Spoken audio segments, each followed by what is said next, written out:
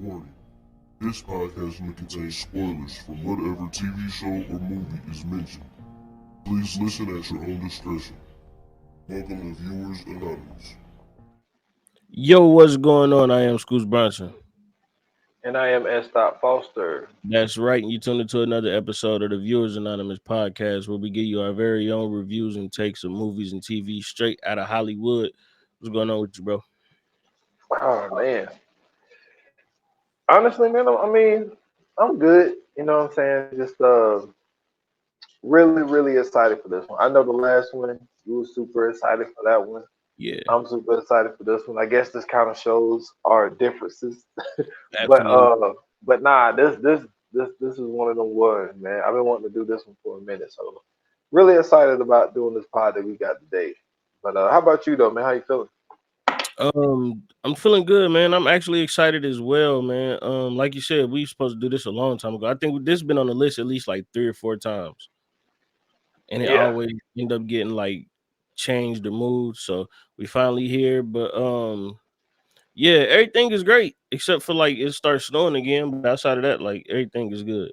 So I gotta get prepared for that. But normal Ohio weather. So Yeah, man. Just don't be out there like my man. I sent you that video. yeah.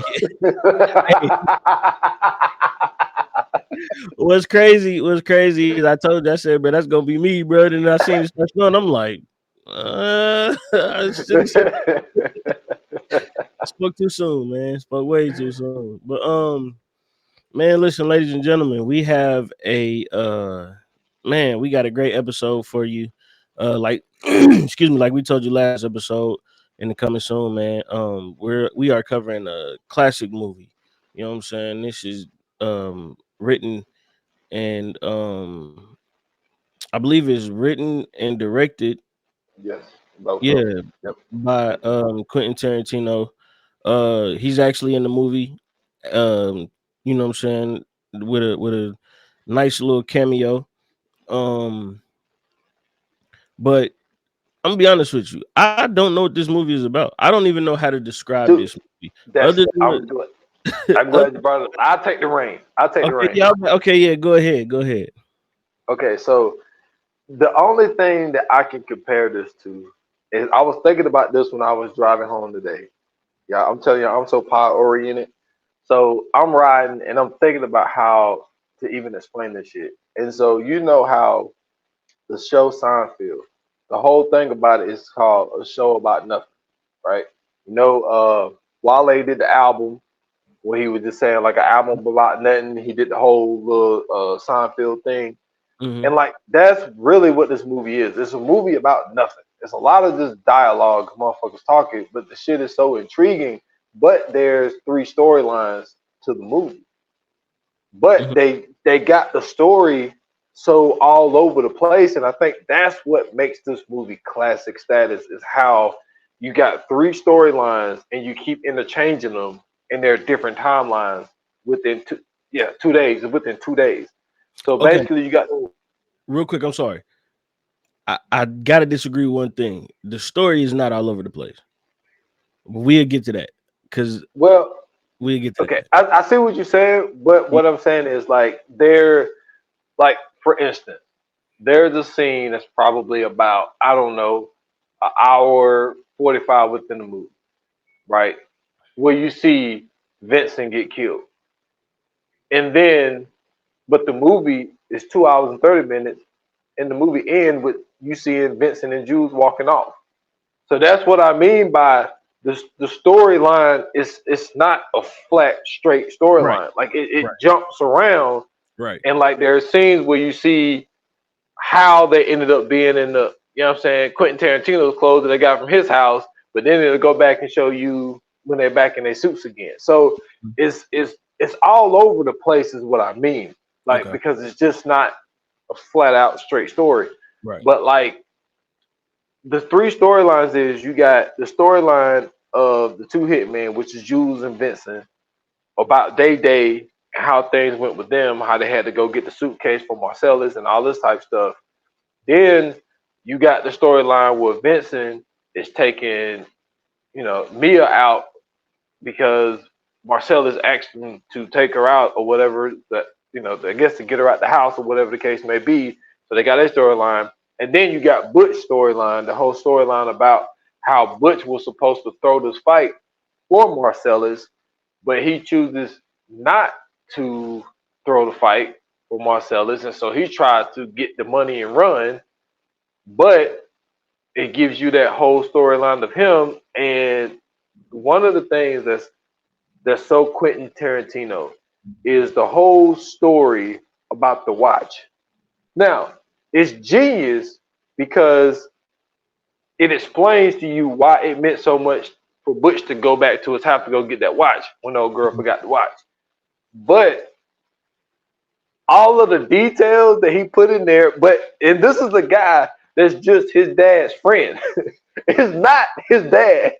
It's just that they got my man remembered the story so well about how all of these other people did all of this shit when they was in war, and how he had to hide the watch in his ass for 2 days, and his dad had to hide the watch in his ass for 5 days. So the watch had been in somebody's ass for 7 days for my man to get the watch. It's like that's so Quentin Tarantino, man. It's like, dude, we did not need that shit. But you know what though? So what's crazy is we really did though. I mean, we did because I think that shows his personality. Nah, and I'm gonna tell you why I think we did. I think the reason we really needed the story on the watch is to understand not only why the watch was so important, but him going back to get the watch sets off a whole different chain of events. No, that's And not what I mean. I'm talking about the details. I was like, we really didn't need to know. like, no, that part was crazy. That part was crazy. But like the fact that he, like you said, he, you know what I'm saying, remembered all of these details and he's telling him why this watch is so important. And he gets this watch. He understands, like, I think for him, because remember, like, he's a boxer, so you know what I'm saying, he understands the fight and the struggle and having to, you know what I'm saying, earn things and the whole thing of war, you know what I'm saying, like that they connect with boxing. I think he understood like the reason his dad had to do all that shit. You know what I'm Yeah. saying? So, like, I think that's what made the watch so important to him. Not only is this something that's left of his father, but the, you know what I'm saying, like the struggle his dad had to go through and dude had to go through to keep this watch. You know what I'm saying? So, like, this watch is more than just it's more like a symbol of surviving in a way. And technically, like, that's what Butch is. Butch is the survivor of this movie. And so with everything that he ends up doing, and then how everything ends up playing out, like the watch is very symbolic of everything in that whole scene. That whole stretch, that watch is real symbolic of that. Because if you think about it, right, like you said, Marcellus told him to throw the fight. Um, he didn't throw the fight. Instead, he basically fucked all the bookies over in the city. He was on the escape. He was almost on his way out. She didn't get the watch. He had to go back and get the watch. In the midst of going back to getting the watch, he sees Marcellus. But before that, Vincent because he was supposed to get killed. Kills Vincent. Then he leaves. Marcellus just so happened to walk across the street. He runs Marcellus over, gets hit by a car. They both get up. He runs to a fucking pawn shop with Creepy Man and Creepy Man 2.0 and again and ends up earning his freedom. You know what I'm saying? In a technically in a similar way to what the watch had to go through. So that's what I'm telling you. That's what I'm saying. The story of the watch is really necessary. If you really break down that scene, the story of the watch is very necessary if you know what happens in that scene. I mean, this is very true. And then, like I say, it's more than just his dad's watch. It's his great Yeah. great grandfather's watch. Yeah, Mm-hmm. I think it's great grandfather's watch. No, Yeah. great. I think just one great. The great grandfather bought it, and then he Mm-hmm. fought in the First War. Then the Right. grandfather fought in World War I, and then his father fought in World War II, but he sent the watch back. The whole. Well, no, that was the one where the one trusted this Japanese person to get the watch to his dad, which was an infant at the time, Mm-hmm. and so that's so yeah, like the watch.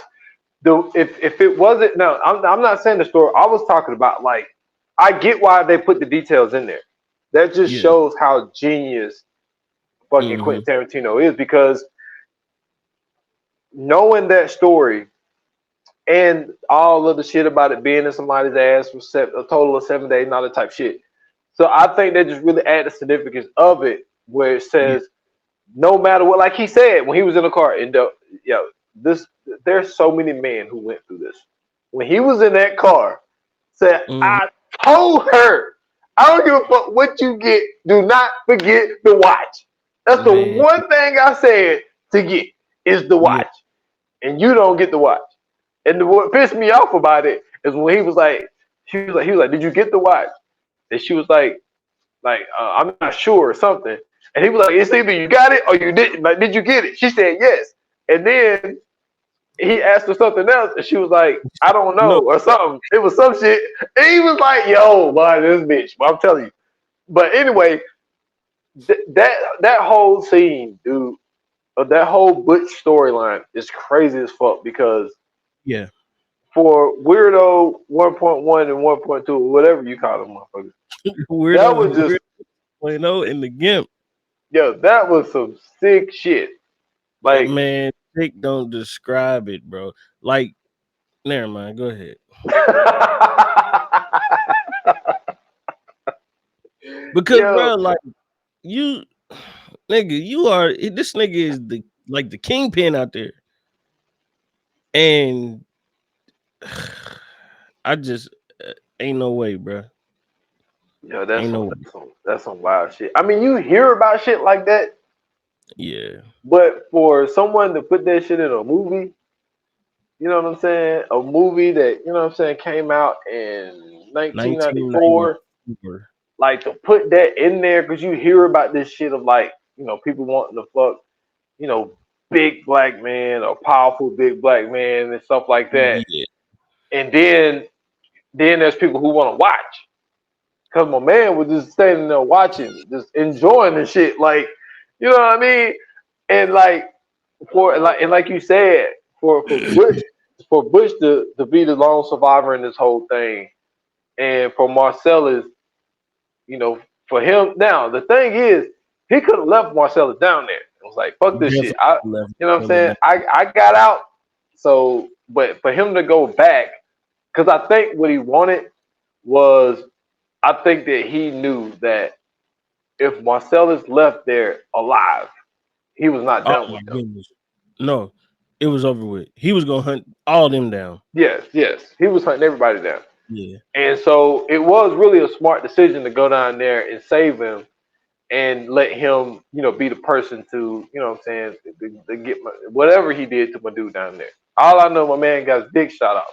You know what I'm saying? Now they didn't show the shit, but Yeah. you know what I'm saying? He got his dick shot off, and Marcellus Definitely got handled the chosen. rest. Now, my only beef with that scene, outside of the obvious, that nigga he sliced dude across the chest. Dude, he just automatically died, bro. Like that's not No, how you, no, no. Remember, he did the whole little, and he stabbed yeah. him. Yeah. But that's not how you die, bro, from a sword.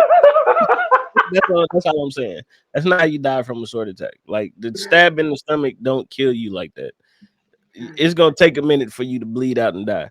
That's why I was just sitting there. Like when I seen that shit, bro, I'm like, yes, this is a Quentin Tarantino movie for sure. Um, real quick though, the film came out in 1994. Stars John Travolta, Uma Thurman, Samuel L. Jackson, Bruce Willis, Harvey Keitel. Oh, I'm sorry. Hold on, I gotta go back. Harvey Keitel, Phil Lamar. Shout out to Phil Lamar, for being in this film. Ving Rhames, Frank Whaley, um, Rosanna Arquette. Is that one of the Arquette Yeah, kids? yeah. That's I think she's the crazy. oldest. think. That's crazy. Um, who else is Steve Buscemi is in this, man. Christopher Walken, my guy, he's in this. Um, Kathy Griffin is in this. She does a cameo. Peter Green. Speaking of the mask, you know what I'm saying? He plays Zed. Um, and I think that's all of the names that's like known. And like I said, Quentin Tarantino was in this too. And then Alexis Arquette was the fourth man. Never mind. Okay. Uh Yeah. yeah, One of that's just them. Yeah, yeah, one of them did the. Yeah, yeah. So this was a pretty heavy cast. You know what I'm saying? very.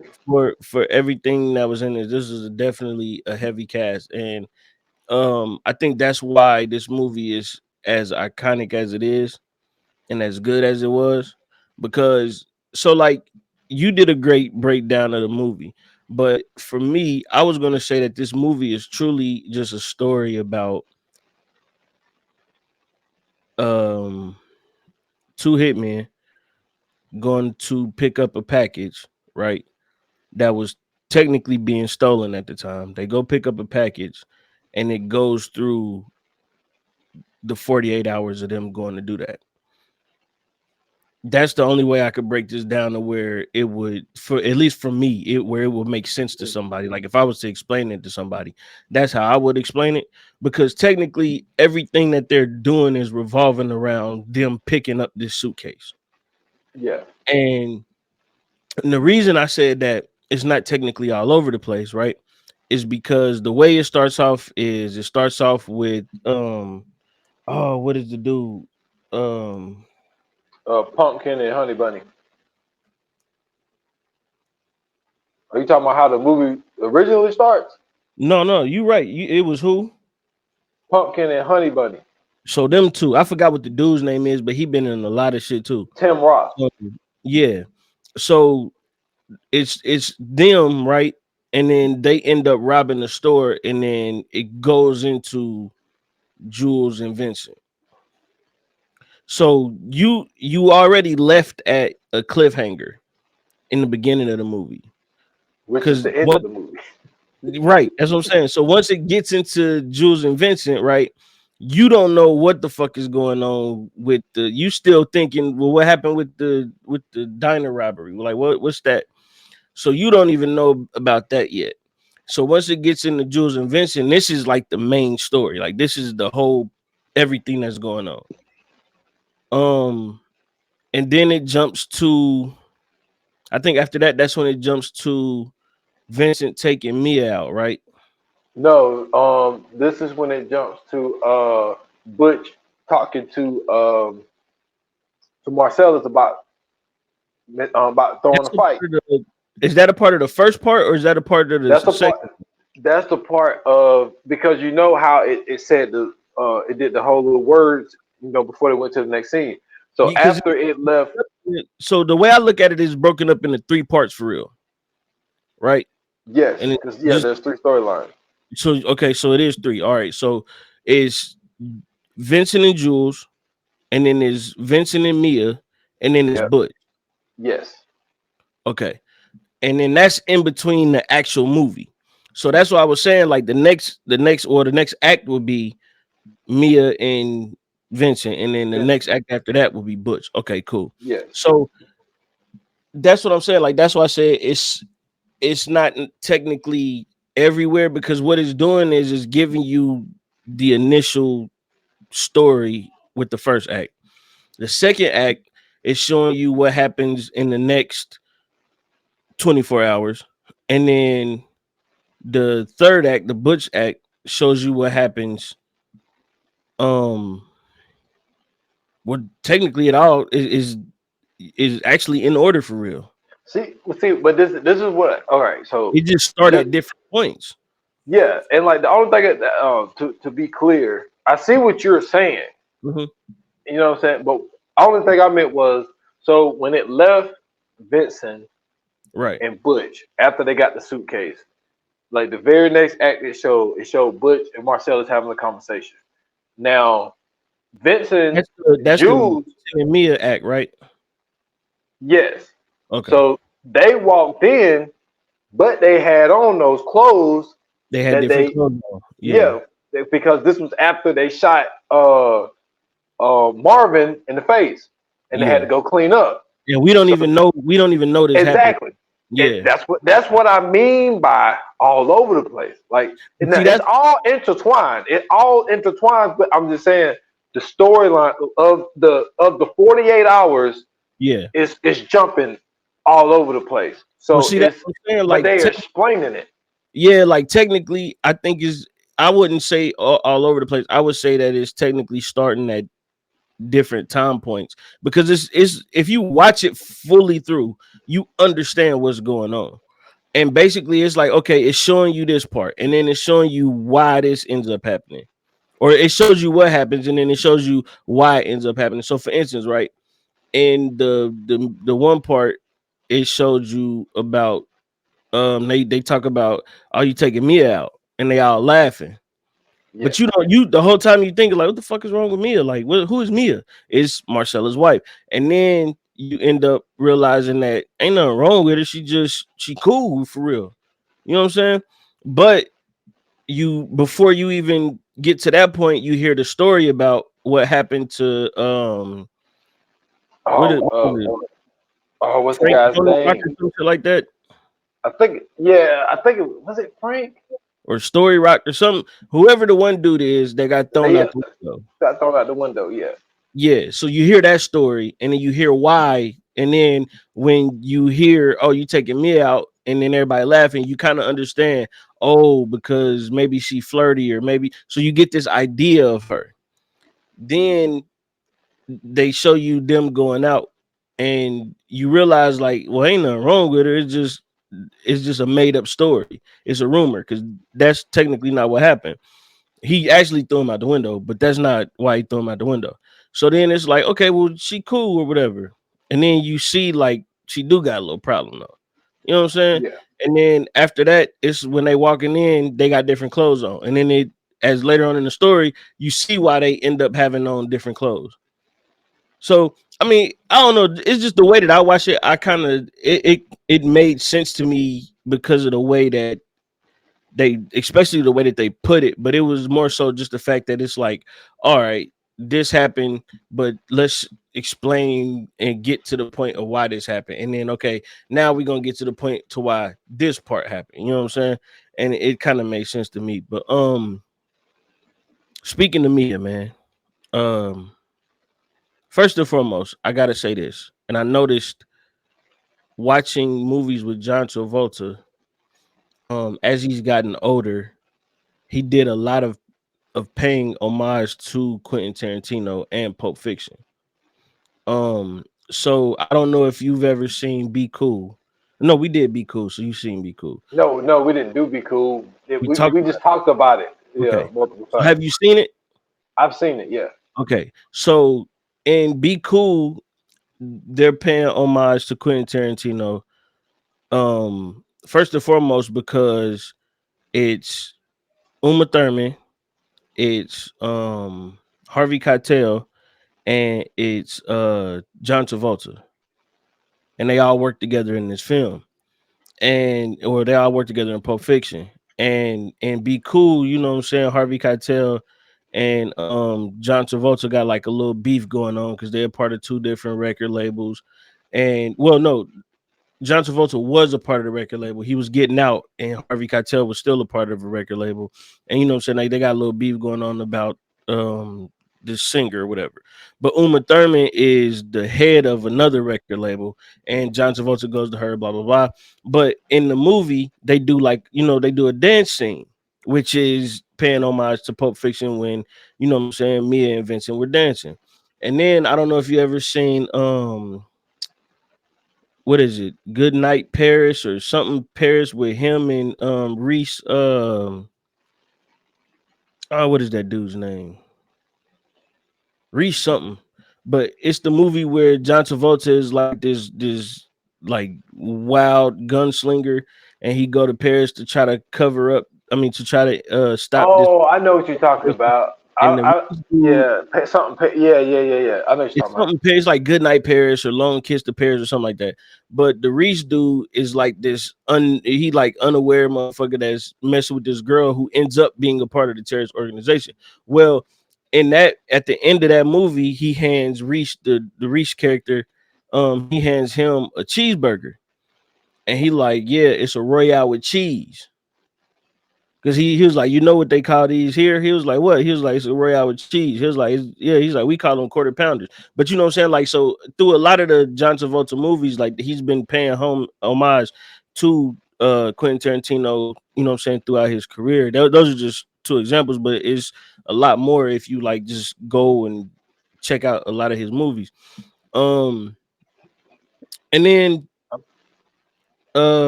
we got to talk about this, right? We got to talk Hold about on. the Before you move off him, yeah. before you move off him, there's a reason why he pays so much homage to Quentin Tarantino. Is because of what Quentin Tarantino did for him in 1994. Well, if you Yeah, think about it, technically 92, 93.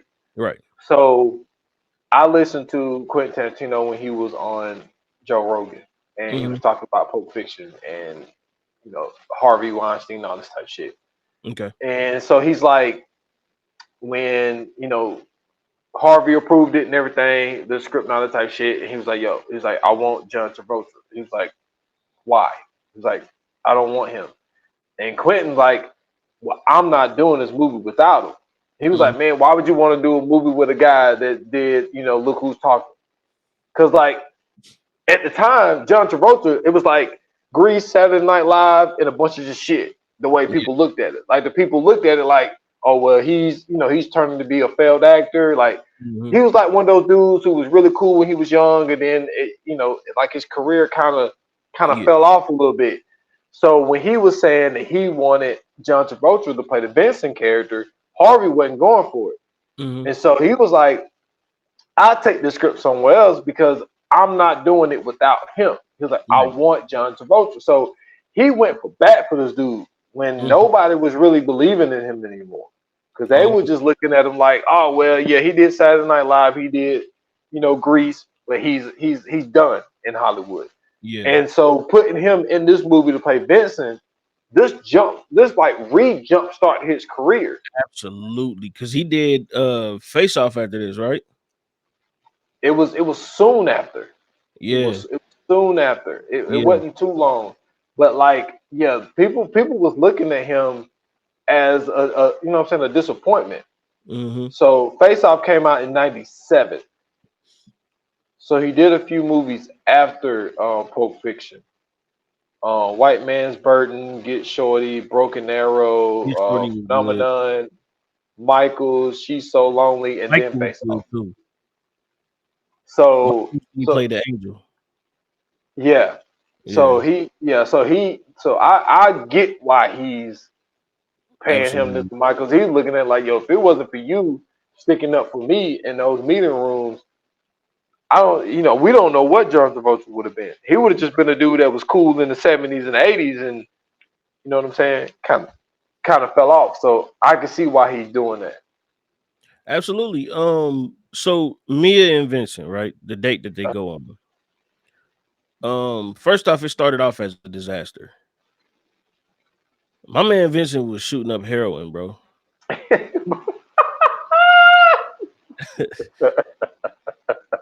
He was shooting up heroin, bro. Before he went, dude, that is hilarious. This nigga was a junkie hitman. They just got back for Amsterdam. Then let me tell you what was also crazy about that is the diner scene where they talking and he telling Jules, you choosing to be a bum. No, sir, you're the bum. You the bum. Heroin. Who the fuck are you to judge anybody about whatever life choice that they make?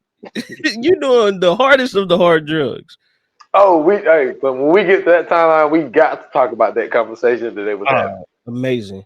But no, like for real, bro. Like this nigga was judging him. I'm like, fam, the only way heroin works for you is if you are a jazz artist. Outside of Yo. that, outside of that, bro, heroin don't work for nobody but jazz artists. Like you have to learn how to play a brass instrument in order to do heroin. Yeah, that's hilarious. And you had to be born in between like the 20s and the you know what I'm saying? Like you had to be alive during them times in order for that shit to work. And I ain't talking about like all the way through the 60s. I'm talking about like 63 is where it stops. Man, what the fuck? This nigga was doing heroin from Germany. That's hilarious. That shit is crazy, bro. So that's what I said. It already started off bad because he got high. He got high and went to go pick me up for not for the date, but for the night out because it technically wasn't a date. Yeah. Then she was like, "Fix yourself a drink." My man get him a glass of whiskey. He get to sipping on the whiskey. Now he drunk and high. But no, that's not where it stops. Because Miz snorting cocaine. So I'm like, this is a shit show. Nothing is gonna go good here, bro. Yeah. So they both high as a kite. He drunk. They get to what was it? Slim Jim Rabbit. What was it called? I don't remember. When it Slim Jim Rabbits? I don't remember what it was called. So I think the restaurant was called Slim Jim Rabbits. Jack Rabbit Slims. There you go. Jack Rabbit Slims. I had that all fucked up. What's the name of the restaurant?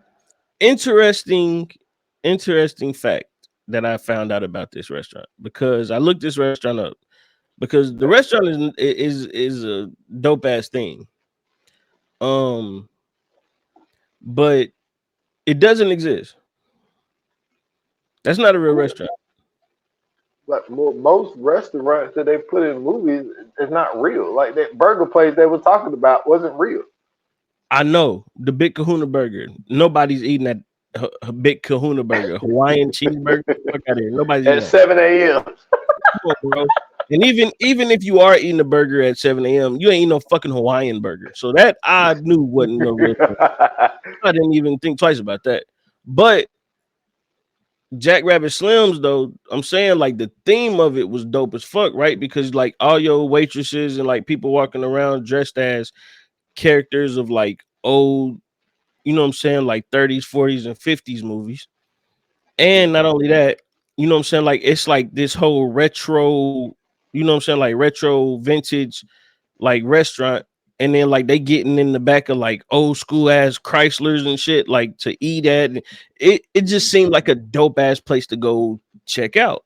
Well, I looked this shit up and realized that it's not real. They made this shit up. But the hype about this shit when after this film comes out, the hype about this shit is so much that after Disney buys Miramax, they were going to build the restaurant at which one is in Florida? Disney World? Yeah, the Disney World. Yeah. They were going to build one at Disney World. They never went through with it though, I don't think, but they were going to build one at Disney World because of so much, you know what I'm saying, like so much hype was around it. And I was like, man, that would have been dope as fuck to go, you know what I'm saying, check something like that out. But I do think it's a restaurant with that same theme and shit. I think they stole that idea. But I just was looking at that motherfucker. I'm like, damn, that's dope. Like, you know what I'm saying? They got motherfucking Ed Sullivan greeting motherfuckers at the door and shit. They got Marilyn Monroe. They had a nigga dressed like Zorro. It was so many different people from those times. I was like, man, that's pretty dope. But I understand now watching this why they won the what was it? The twist. They won the twist contest. Yeah. It was high as a kite. And what do most crackheads do? They dance. Fucking God. So yeah, it made sense. They they was at the table, they talked and shit, and they had their conversation and everything. And then it gets worse. They get to the part where they get back after the night out. She's wearing Vincent's coat. And because she's such a cokehead, she feels this lump in the coat, grabs this lump out of the coat, and it looks like a big ass bag of cocaine. What did she do? She don't ask no questions. She don't say, "Hey man, can I get a little bit of your score?" None of that shit. She instantly pops that bitch open and gets to snorting. Now, right now, at the same time, Vincent is in the bathroom convincing himself that he cannot fuck this woman and that he's just gonna go out and say, "Hey, we had a good time. I'm gonna go home and go jack off." Let me tell you Now something. continue your story. After hearing the story of him throwing a nigga out the window, throwing a nigga off the balcony into a greenhouse, and the nigga has a speech impediment now. There's no need to convince myself. I'm out of there. Look, I'm glad you're here. You know what I'm saying? Can I have my jacket back? It's time for me to go home. So yeah, like you said, he in there convincing himself, which I don't understand why he's trying to convince himself. Yes. Meanwhile, she's face down in a pile of heroin.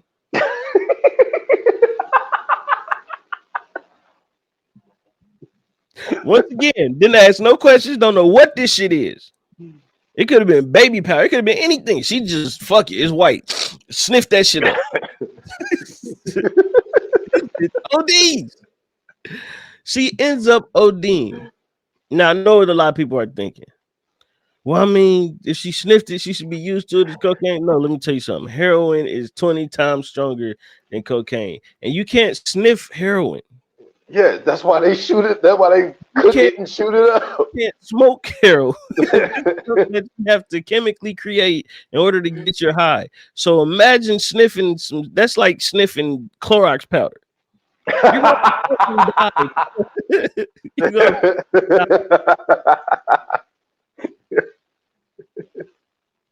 Once again, you cannot do heroin unless you are a jazz musician. Nobody knows the rules in this movie. Nobody knows the fucking rules. So he takes her back to the dude that he bought the shit from. And he like, "Yo, man, I need your help." This motherfucker like, "Man, if you don't get this cokehead bitch out of my house," he like, "Man, listen, nigga, this is Marcellus' wife. If she dies, I die. And if I die, you die." Basically, that's what he told him. Bro, this nigga goes to find this nigga had an adrenaline needle in the refrigerator, which he's never used before. It had to read the directions on how to use it. Bro, where did you get adrenaline from? Hey man, when you're a drug dealer, man, you get your hands on anything. Why do you have that just around? Like, what the fuck? So they hit her with the adrenaline, she wake up, save her life and all that shit.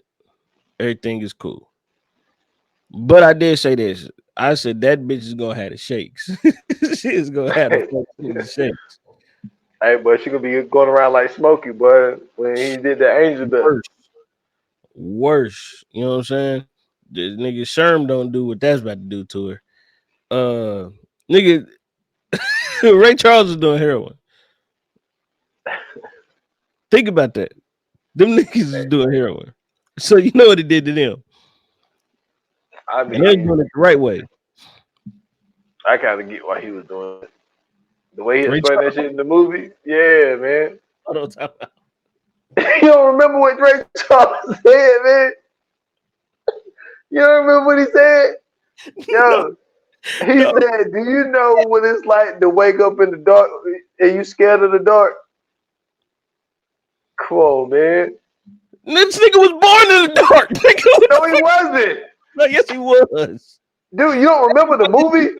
Dark. He didn't start going blind until his brother died. You talk about, do you know what it is to wake up in the dark and be scared of the dark? Nigga, you should be used to this by now. You're a grown man. You've been blind since you was fucking 8. Hey, man. Since he was 8. He was scared when he was 8. And he's still scared, man. Let me tell you something, bro. You usually get scared of shit, but if you constantly around it, eventually you're gonna stop being scared of it. If you scared of dogs and a motherfucker bring a dog around you and you got to live with the dog, guess what? You and the dog eventually become best friends. So Ray Charles is not going to convince me that what other fucking choice do you have, sir? Everything is always going to be dark from now on. You know this. You still scared? First and foremost, nigga, how do you know when you sleep and you awake? I'm sorry. That's all I'm saying, bro. So you're not about to sit there talking about how it is to go to sleep. Motherfucker, how do you know when you sleep? What are you talking about? What the fuck is Ray Charles talking about, bro? That was the worst comeback ever, bro. Just tell it if a nigga tell you stop doing drugs and that's your comeback as a blind man, wrap it up, B. Hey, I'm done. Fuck, this is a public service announcement. Get the fuck on with that shit, man. He capping. Yo, this guy, man. I can't, man. Look, that's crazy. Yo, but no, go ahead. the Jews in the Vincent timeline, man. That shit is wild. Yeah. Like that whole scene, and really that whole conversation of, the Royale and the whole trip and shit, and then just them having the conversation about, would you let a man massage your feet? All this shit, right? So they get in there, and just the whole play of just valid ass. That was a valid ass conversation, though. No, it was. It was. This conversation was valid as fuck because, nigga, like, would you just let a nigga rub your girl's feet? I mean, I wouldn't like it. I mean, if it's not done in a unprofessionally, fucking, of course, it's unprofessional. Yeah, if it's not done in a nail salon, it's kind of like That's like, what I'm saying. Why you rubbing my girl's feet? Man, you know what I mean? That's what I'm saying. So like, Jules was tripping. But you got the whole situation where they're talking. He doing the whole little burger shit, drunk all my man drank and all this like shit. Got my man talking, shoot the other dude while the dude talking, like so all that shit. But they did not check to see if there was a dude in the bathroom. Dude come out the bathroom, bust about 8 shots. And we're talking people maybe 10 feet away from each other. Mm-hmm. There's 2 men, at least. John Travolta and Sam, at least 6 foot. Yeah, easily. They're not small guys. Right. You shoot at least 8 shots, 10 feet away from them, and don't hit shit. So Jules is convinced that was an act of God. That was a miracle. Yeah. And Vincent nah, he's just a bad shot. Freak accident, yeah. Freak accident. So they're going. These dudes are having a conversation. Really, for the rest of the movie, when they're together, they're talking about this being one is saying it's an act of God, and one saying it was just a freak accident. But in the midst of that, we can get back to that because I do want to ask you, who do you think was more right? But for them to be going down the road, Marvin being in the back, they having their conversation. They try to get Marvin involved in the conversation. Vincent turns around with a gun in his hand, asks Marvin a question, and then the fucking gun goes off. Oh my God. That shit was crazy. Shoot Marvin. Blood go everywhere. And then that takes us to, I don't know what Quentin's name was in this shit. Now, Jimmy. Now, it's funny. And I do get what some people be saying, but I'm past it at this point. I really don't give a shit. But I'm just going to say it for the purposes of the movie and all this type of shit. So he goes over there, and there's 2 things that stood out to me that was funny. Mm-hmm. So the first thing is, and I think Quentin was trying to throw a message here. I'll see if you pick up on it. So Jules is washing his hand. They're talking. Jules is washing his hands and shit. And he was just talking about how, man, this is real generous of him to do this for us. You know what I'm saying? We need to make sure, we get this shit done quickly so we don't get him in trouble because he's my guy and I really don't want to fuck this shit up. So he dries his hands off And then Vincent go washes his hands. He gets the towel, and then the towel got blood. He's like, man, what the fuck you doing, motherfucker? And he was like, man, I washed my hands. He was like, man, I washed my hands the same way you did, man. Makes my towel look like a damn maxi pad.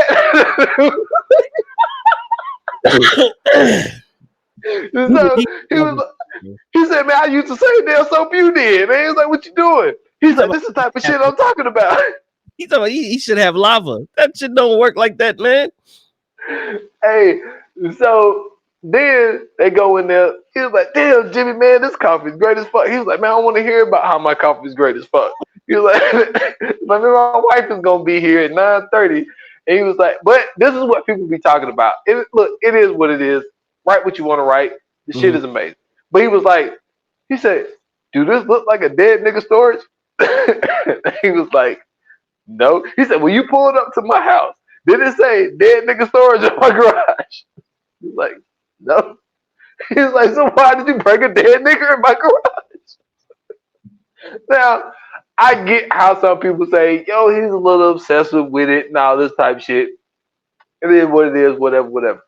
You know what? So this is the thing, right? When it comes to movies, I don't really have the problem with it because, like, that's how they talk in that time. Like, that's how they was talking. Like, they wasn't scared to call you a nigga then. In 1994, they wasn't scared to call you no nigga, bro. Even in the pawn shop, he said that. He called him a nigga. He called Marcellus a nigga in the pawn shop. Yeah. The creepy dude. Yeah. But I noticed the Confederate flag hanging up too. Yeah, so I was confused as to where the fuck they were, first off. I think they was in California. They was in California. I thought so. They definitely caught people niggas in California, for sure. In 1994, nigga, Mark Furman was on the fucking police.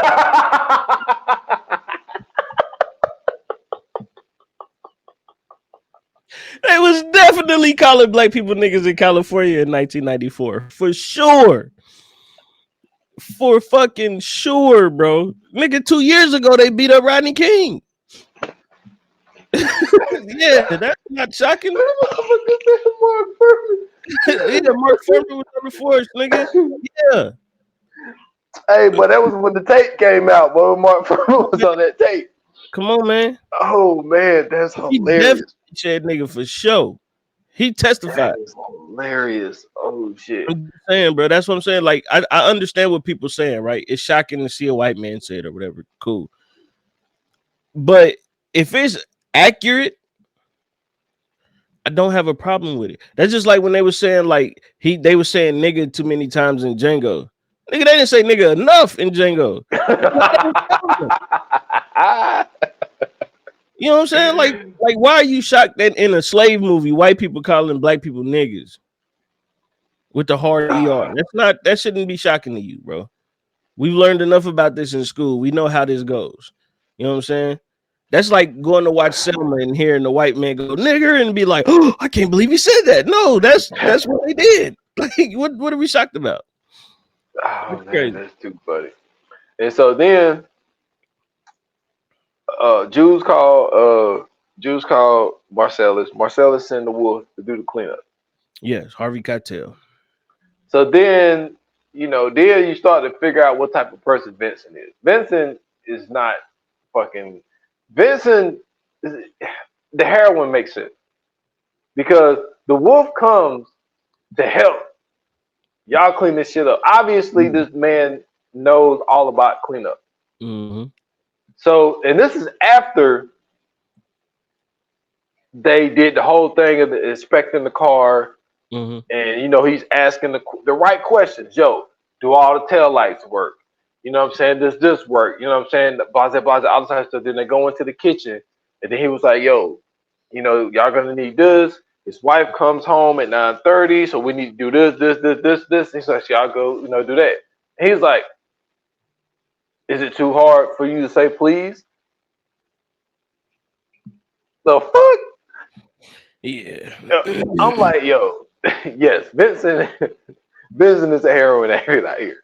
Like, this man is here to help. That's some shit a crackhead would say. Yeah, Yeah. like we please wouldn't have like the That fuck. motherfucker You goes the to one, I give you a and dollar. then Say please. Motherfucker, I'm about to give you a dollar. That's what you with your life.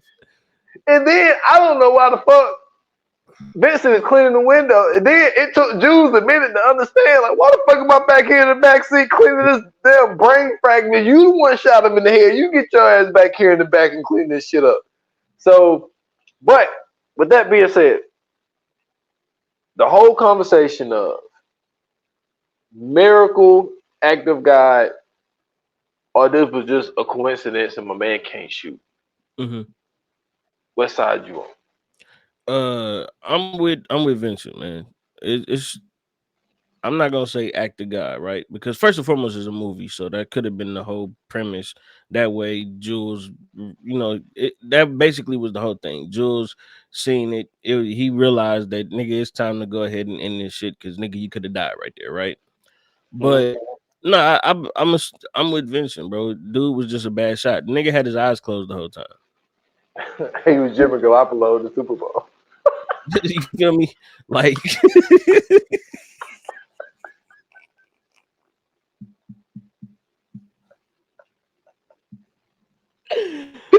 hey, bro. Basically, yeah. Basically, yeah. Like, nigga just closed his eyes and just start squeezing the trigger. So I'm not shocked that he didn't hit nothing. You can't see shit. You know what I'm saying? I'm surprised he didn't shoot Marvin. You know what I'm saying? Like, motherfuckers is shooting. So yeah, nah, that was just it was a bad move. Um it was a nice like start to the conversation though. Cause my favorite part of the conversation is when they at the table. And you know what I'm saying? He basically telling Vincent, like, yo, man, I think, I'm gonna tell Marcellus that I'm out. And he like, what you mean you out? He like, yeah, this, after that miracle, like shit, niggas, I got shit to, you know what I'm saying, that I'm gonna do. I'm gonna take my money and I'm gonna just go travel and I'm gonna go, I'm gonna go do some adventures and shit. And he like, yeah, he said they call that a bum. Nigga like, ain't no fucking bum, motherfucker. I'm gonna go and travel and do it. She said, yeah. He said, it's people that travel all the time. They don't have homes. He said, we call those motherfuckers bums. What you talking about? Like their whole back and forth, I think is what's so dope about the movie because really you can tell like they really fuck with each other with the conversations that they having, right? So when he was like, yeah, man, he was like, you didn't get no bacon? He was like, oh yeah, I don't eat pork. He was like, what? You don't eat pork?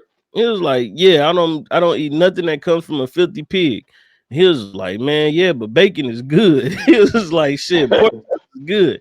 He was like, nah, man. He break down the shit. I'd rather eat a what he said. I'd rather eat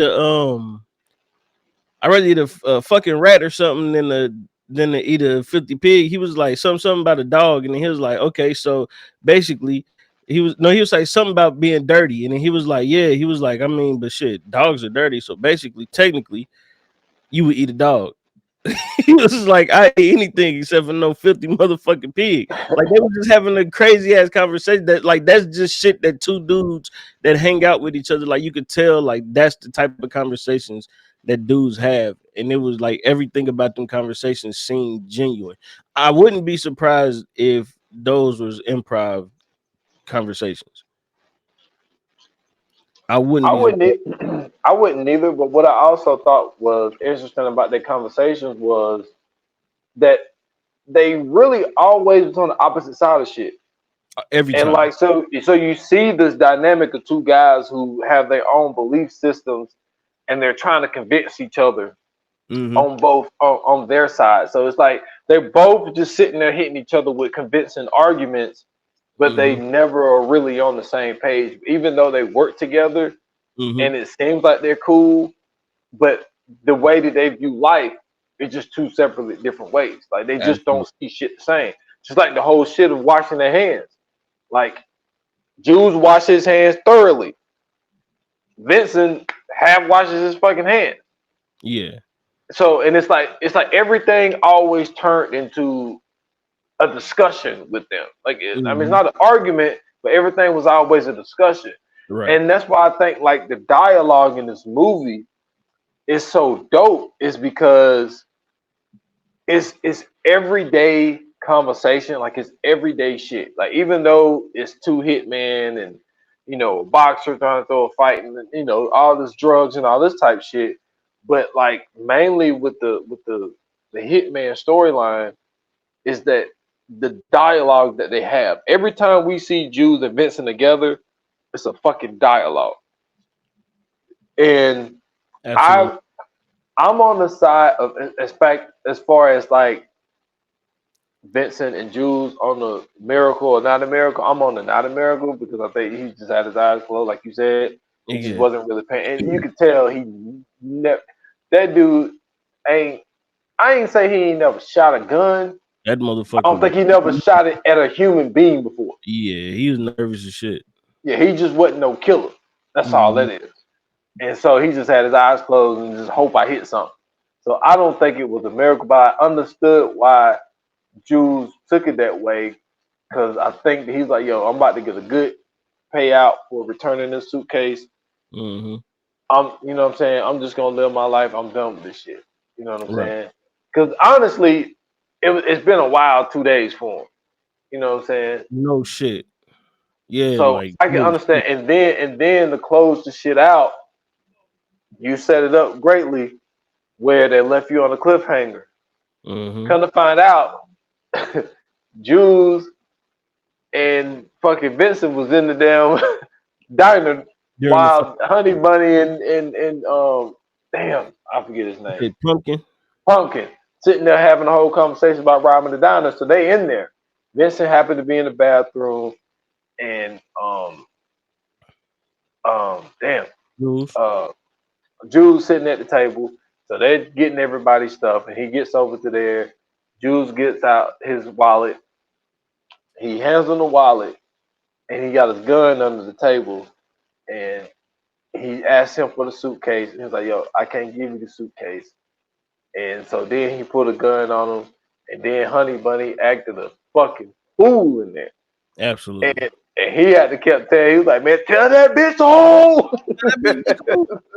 Tell that He's bitch be cool." Tell him, be cool, man. Be cool. Anybody, cool that bitch down. That shit was fucking. That shit was hilarious. You And can only so get Samuel L. Jackson, bro. he's the only person. Yo, Yeah. we got something for y'all, and there's one where it's like nobody else. Mm-mm. We'll just leave it there. We'll just leave it there. Y'all will see when we get there. So anyway, so he's like, "Yo, reach in that bag, get my wallet out. Which one is your bag? Wallet? The one that say bad motherfucker." Motherfucker. That was a nice switch. It was. So he was like, "Look in there." He said, "How much money in there?" 1,500. He's like, "All right, look, 1,500 with the rest of the stuff you got in here. You made a good score." He said, "So if I was you, you just take 15 on top of the other shit that you got and just call it a day Mm-hmm. because this suitcase ain't mine and I gotta return it to somebody." Right. And so I thought that also was a part that kind of stood out as well because he stood on his principles. Because Yeah. his principles was this suitcase ain't mine. I gotta return the suitcase to my boss. I give you the $1,500 that's in my wallet, but you ain't getting this suitcase. Hell no, not when I know I'm about to get a big pay. You can take that little funky ass $1,500. Yeah, so man, that whole full circle, man, I Yeah. just don't think people understand just how fucking great this movie is. Yeah. This shit Absolutely. this shit is so crazy that is I honestly when it comes to Quentin Tarantino, man, as much as like I love the Kill Bill movies, this might be his number I one think movie. it's his. Yeah, I think that it's his greatest for sure.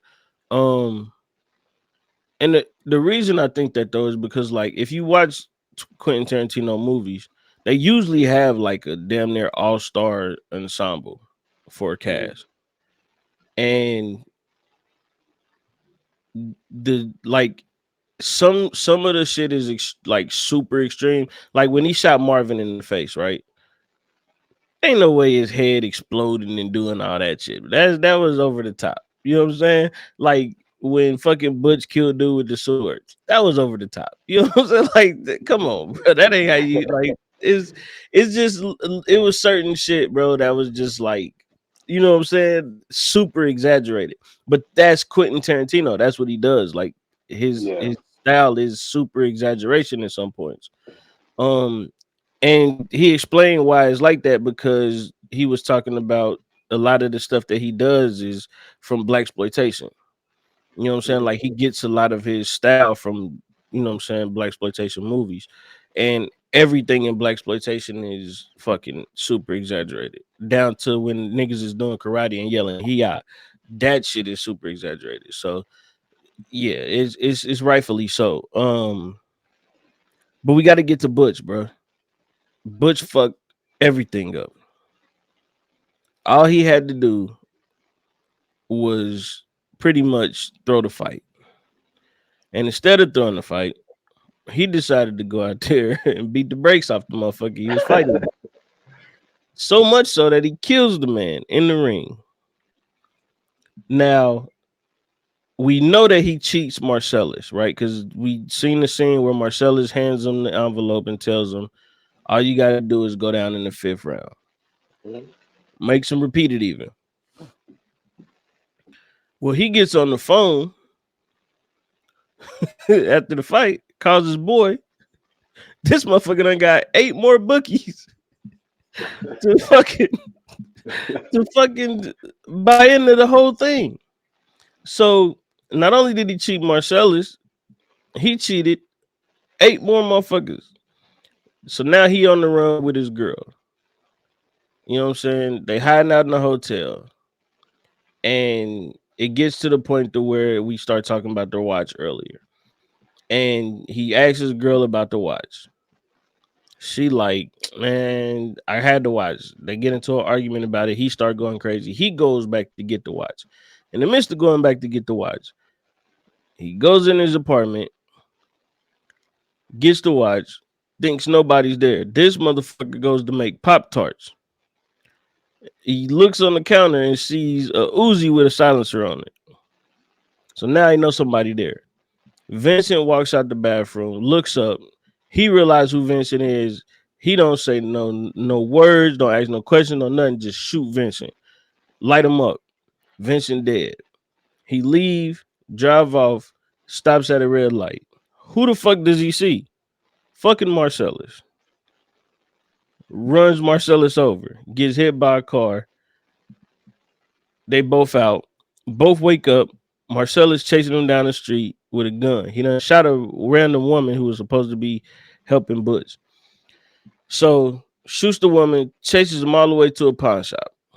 And when they get to the pawn shop, um, he's basically about to get killed. He about to kill Marcellus. The man behind the counter pulls out a shotgun, tell him to drop it, and then he hits him with the butt of the shotgun, knocks them both out. They wake up. And this is where shit gets weird. They don't wake up just tied to a chair and they mouths duct tape. No. That'd be too normal. They get waking up by water sprayed on them, and they're tied to taped. I'm sorry, they duct taped the chairs with ball gags in their mouth. Now, I don't know how y'all do red flags, but that's a huge red flag for me. Why am I taped to a chair with a ball gag in my mouth? First off, where did you get these ball gags? Where have they been? You don't just put that type of shit in people's mouths. My man calls Zed the cop. Zed come down there. You know what I'm saying? He start talking about any, mini, miny, mo, and all this other shit. And then he tells this nigga go get the gimp. So when he says, he in the room, he unlocked the door. Now, mind you, I've only seen bits and pieces of this movie. I've never watched this movie the whole way through before recently. Mhm. I'm thinking this nigga, because he's moving chains and shit. So I'm thinking they got this nigga chained up in the room. No. They got this nigga boxed. This nigga is in a cage in a box in a full leather outfit from head to fucking toe. Hey,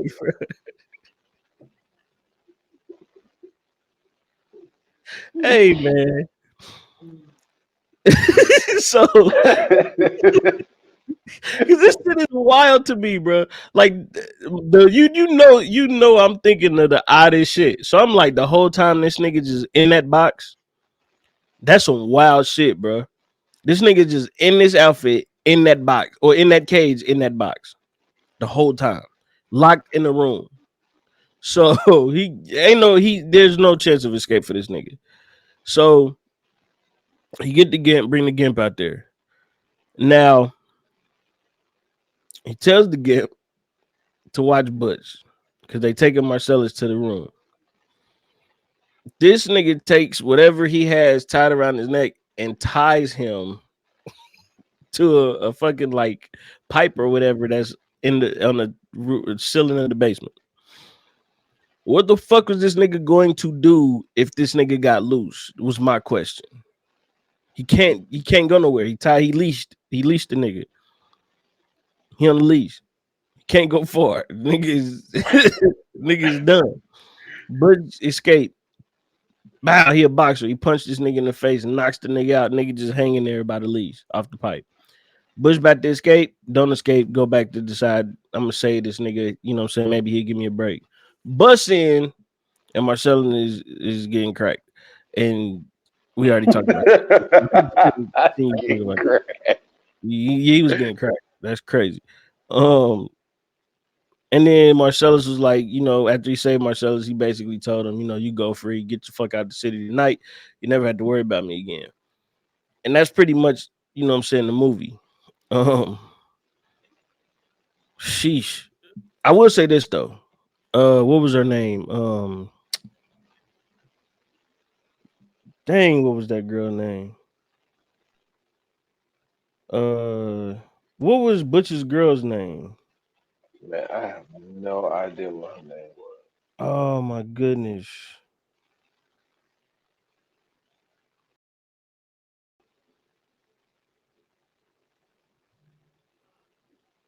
Oh my goodness. Is What it is her name? Fabienne?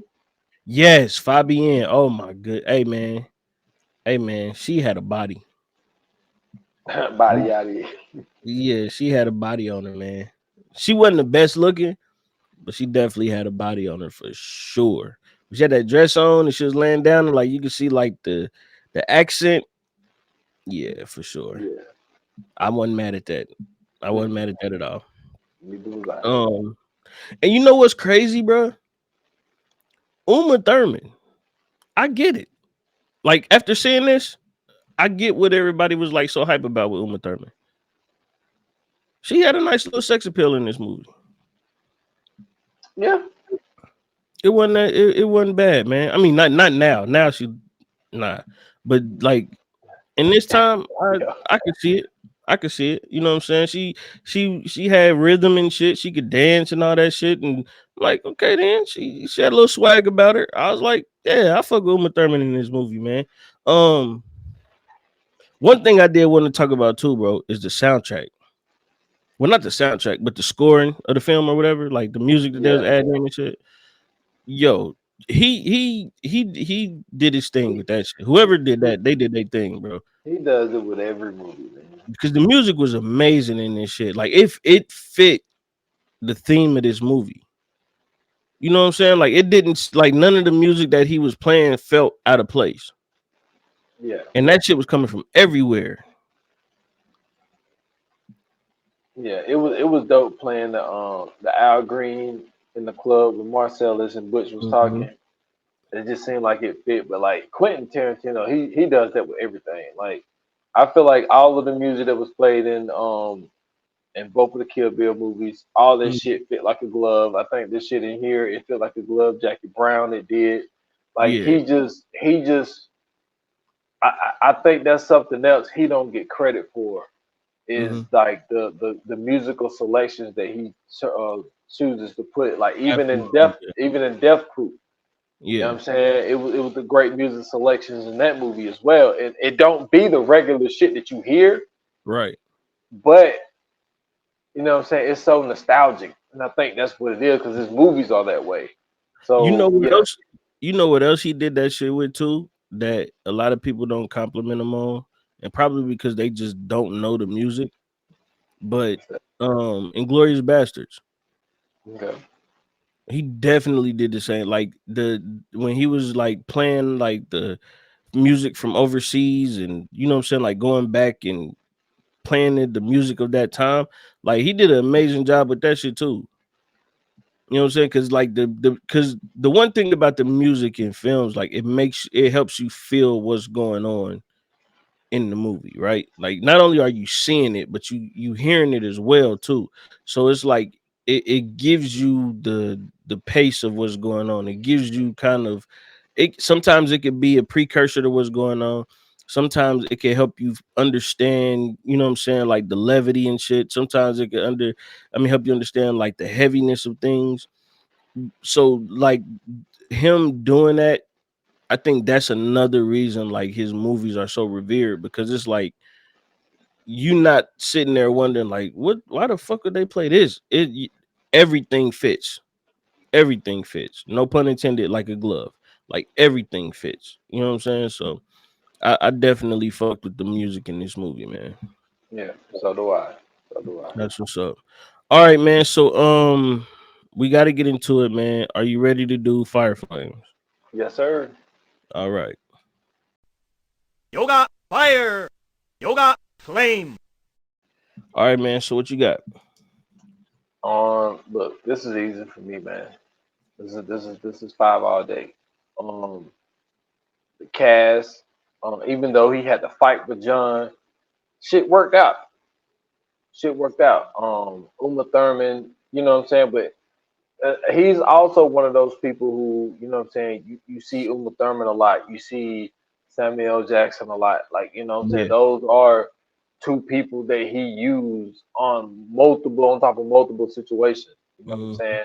He even had a small cameo in fucking Kill Bill. Um, but yeah, man, the Bruce Willis, you know what I'm saying? Like it was just Tim Roth. Like there's just a lot of noticeable people in this movie.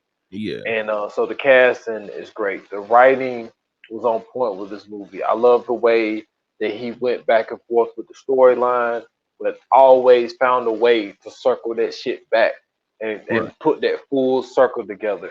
And I didn't think about it the way that you said it, man. And and that shit stuck with me, man. I gotta say it again when you said that they left the beginning of the movie on a cliffhanger, Absolutely. Yeah. and then you don't see that shit again until the last scene of the movie. Right. And that was just so dope to do that shit that way. So I'm sorry, man. I gotta go. I gotta go with five on this Mm. Okay. Um, I'm gonna be honest with you, man. I'm gonna have to match you with that one. I'm gonna have to go five. First and foremost, I know like because you had mentioned the dialogue. That's to me the best part of the film, right? man. The shit that they talking about has nothing to do with nothing. None of this shit has nothing. They not giving you no information that's really helping you about the movie. They not really saying like outside of and really I think like we find out that didn't really mean nothing. But outside of Marcellus throwing dude from the balcony or whatever out the window, that was the only thing that ended up connecting to something. But everything else was just these two going at it about nothing. You know, so like you said, like some Seinfeld shit. And then you know what I'm saying, like you see all of these different acts, and I think it's brilliant for him to show you this one part where they bust into this dude's apartment, they go get this suitcase, they leave out, and then next thing you know, they show up at the fucking bar in totally different clothes, and you like, the fuck? Why did they change clothes? You know what I'm saying? Like it's just some shit, and you know what I'm saying. Like it's a bunch of shit that you missed in between. But every time they going, you know what I'm saying. Like they making sure they going back and starting and showing you how this happened, but it's leading up to where you just left off at. So I think that was brilliant of him to kind of put it together like that. Um, and then the cast is amazing. The cast did a wonderful job. All stars in their own rights. And I mean, it's a Tarantino film. You know what I'm saying? It's meant for excitement. It's meant to be enjoyed. It's meant to literally like keep you on the edge of your seat, and that's what this film does every time. It keeps you on the edge of your seat, like it, through and through. You can't miss it. So yeah, I really fucks with this, man. I'm gonna have to go 5 as well. Um, but let's go ahead and get into coming soon, bro. Let's do it. Coming soon to own on video and DVD. All right, so the next episode that we're doing is a appreciation episode. We are covering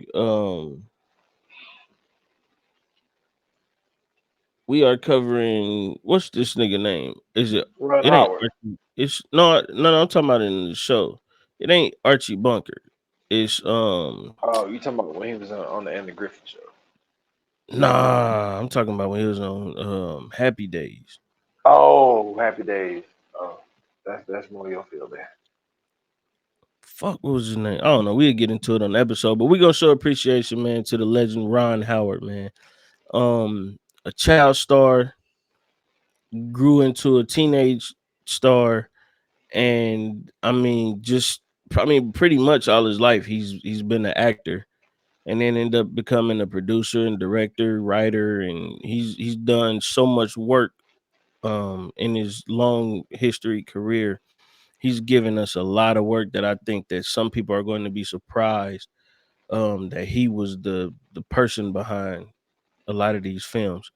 So yeah, man, if you can brush up on your research with Ron Howard, do some reading on him. Go watch a couple of his movies. If you can find Happy Days, go check that out. Or if you want to watch Andy Griffith, go check that out. Um he was Opie in Andy Griffith, right? Yeah. Yeah. So, go watch that shit, man. Andy Griffith is a good show though. Go watch that. And you'll be surprised at some of the people he worked with too. You know Oh what I'm saying? yeah. I think that's gonna be something to shock you as well. So get ready for that episode. We giving flowers to the great Ron Howard, man. Um Listen, if you enjoyed Pulp Fiction, or if you are of the small minority who didn't enjoy Pulp Fiction, or if you too was wondering that the whole time that Butch was in the back of the cab with Esmeralda, why the screen was black and white as they was driving off. Let us know. Did you realize that? Let us know, man. Hit us up and tell us, you know what I'm saying, about you Man. realizing that shit. I laughed like a motherfucker when I seen that, bro. When I was looking at the background, I'm realizing I'm like, okay, it's obvious this is a green screen thing, but niggas in black and white. It ain't even in color.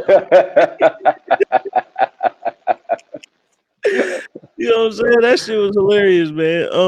Man, let us know how you feel about it, man. You can hit us up on Instagram at View and Nine Pod. You hit us up on Facebook with the VA Pod Watch Group.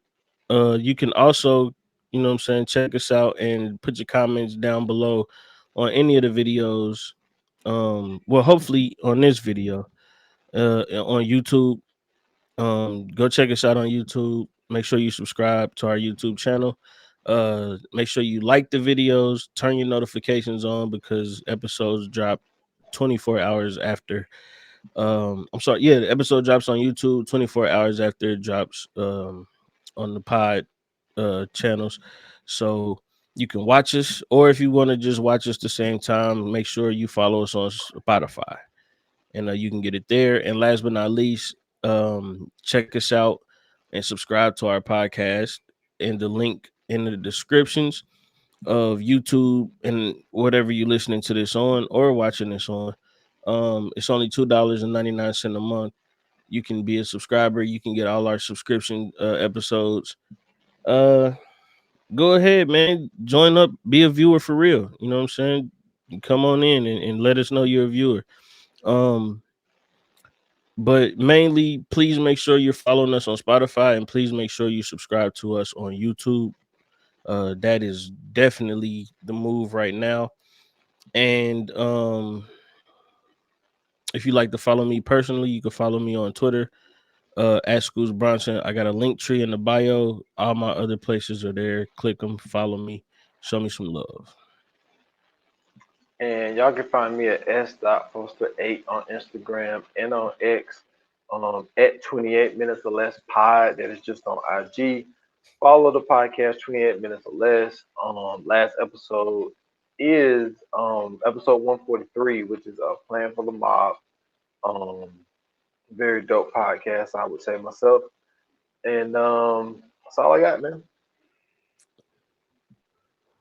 Well, thank you guys for listening. Thank you guys for tuning in. Thank you guys for watching. Your support is always greatly appreciated. And until the next episode, like they say in Hollywood, that's a wrap. Cut.